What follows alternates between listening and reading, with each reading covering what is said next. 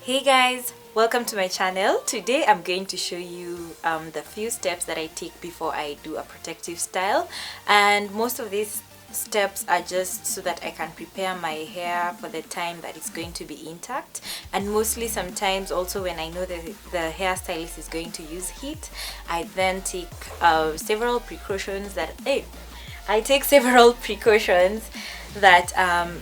going to protect my hair from damage for the time that it's going to be tucked in the braids. So I'm going to show you the exact process that I take my hair throughout. So the first step is to obviously detangle my hair before I wash it, and I just do this in section, spritz water, then finger detangle a little bit before I add my Saru Tea Tree Peppermint detangler, which honestly has made my life so easy when it comes to detangling, guys.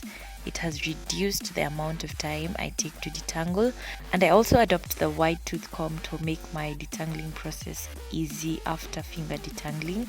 You don't really need to add the oils as a pre-poo because the detangler has oils like moringa and tea tree, but I choose to add coconut oil just for that extra boost.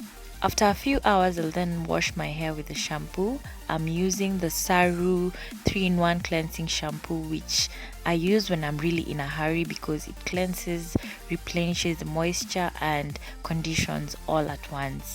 So my hair is usually left really bouncy, moisturized and clean, and mostly it's curly because of the bentonite clay that's in. And I should also mention that this is sulfate free shampoo, so your hair will not be dry afterwards. The most important step before installing any protective style for me is to deep condition my hair, and I'm using the Saru hair growth mask.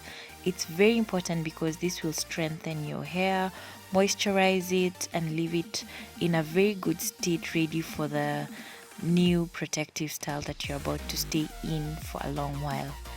And I just bought this steaming cup from Natural Hair Kenya to boost my deep conditioning game up, and it's really worked wonders. I can actually see the difference in my deep conditioning afterwards.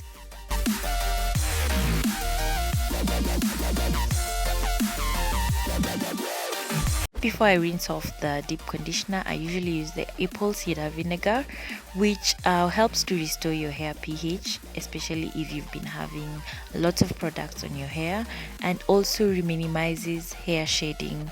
I've shared this on my Instagram, and there's been a big difference in terms of how much I shed during wash day.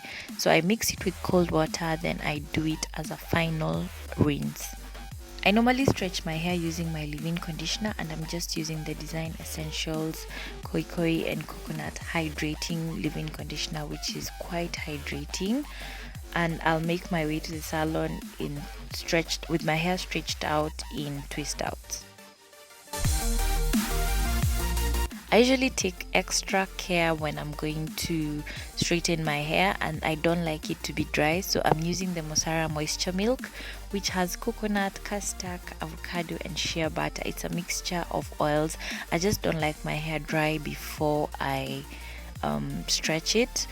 And coconut is also a heat protectant other than grapeseed oil. I don't have grapeseed, but I use coconut most of the time to protect my hair against the heat. So my salonist was very gentle, and she's also used minimal heat, the lowest amount. So it's very advisable that you communicate to your stylist so that they can use low heat. So she really went in with a second blow dry mouth, loosely speaking, because she really wanted a neat finish when doing these cornrows. You know how cornrows are, so she didn't want the hair to pick out the braids. And I was really excited when she oiled my hair with Dax. We used Dax. This is a famous oil for my generation growing up. So if you used it, please leave me a comment. Then for my hair, she chose Angel's Shade 1350 as a perfect blend for my hair color, and it really suited my color because I didn't want one bright color, and the combination of black and the shade 1350 was really nice. A plus for this style is that she started with my own hair, which protects my hairline, one, and number two, it's going to make it last longer. So if you really want your hairline to grow back or to last when you have cornrows, start with your own hair. This hairstyle took around 4 hours to install because she was alone and the braids were really long and we kept on adding them, which is fair enough. I left all the details as to pricing on my blog, so just check it out, and I'm going to leave her number in the description box if you are interested in her services. Her name is Wambui and she is based in Kasarani.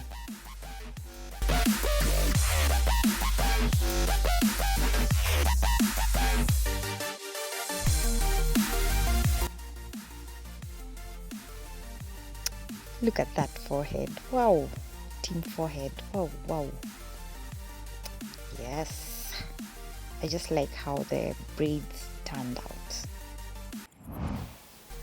And so we are here, and as I film this is about a week and a day later after I have done my hair, and you can see it's still intact. My hairline comes from like here to Timbuktu, so it's still intact. This is the part that usually gets spoiled first, but I can see that it's still intact and it can take me for another week or two. And just for maintenance, I use the Dark and Lovely Oud Natural, this spray, to just spritz and brighten my hair. And I also use coconut sometimes on my scalp, or shea butter, yes, when I notice it's really dry. I hope you learned a thing or two about how you can take care of your hair before you install a protective style, and especially I would emphasize that you have to just deep condition because your hair is going to be tucked in a way, and you want by the time you are undoing the hair that it's going to be strong. Thank you for watching. Subscribe to my channel and I hope to see you on my next video, guys. Love you.